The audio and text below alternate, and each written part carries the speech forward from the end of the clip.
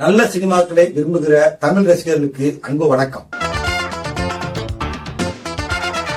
இயக்குனர் மணிரத்னம் அப்படின்னாலே அவர் பாடல்களுக்கு ரொம்ப முக்கியத்துவம் கொடுப்பாரு. அதாவது மௌனராகம் படத்துல இருந்து இப்ப கடைசியா வந்த பொன்னியின் செல்வன் வரைக்குமே நடனங்களுக்கு அவ்வளவு முக்கியத்துவம் கொடுக்கறத நம்மளால பார்க்க முடியும். இயக்குனர் மணிரத்னம் அவர்கள் இயக்கிய படத்திலிருந்து 10 பாடல்கள் எடுத்து அந்த 10 பாடல்கள் இருக்க நடனங்கள், அந்த நடனங்களுக்கு பின்னாடி இருக்கிற சுவாரஸ்யமான தகவல்கள், அது என்ன மாதிரியான நடன வகைகள், அந்த டான்ஸ் மாஸ்டர்லாம் யாரு, அவங்க அதை எப்படி உருவாக்குனாங்க, இன்னும் பல சுவாரஸ்யமான தகவல்களை நம்ம இந்த வீடியோல பார்க்க போறோம். முதல் பாடல் 1990 வெளிவந்த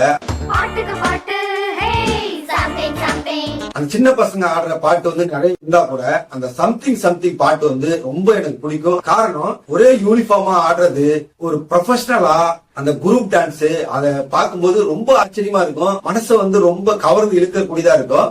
இந்த பாட்டு வந்தப்ப அன்னைக்கெல்லாம் மொபைல் போன் இல்ல, யூடியூப் இல்ல, சமூக ஊடகங்கள் இல்ல. இந்த பாட்டை ஒளியத்துல போட மாட்டாங்களா, தொலைக்காட்சியில போட மாட்டாங்களான்னு சொல்லி ஏங்குற நாட்கள்லாம் உண்டு.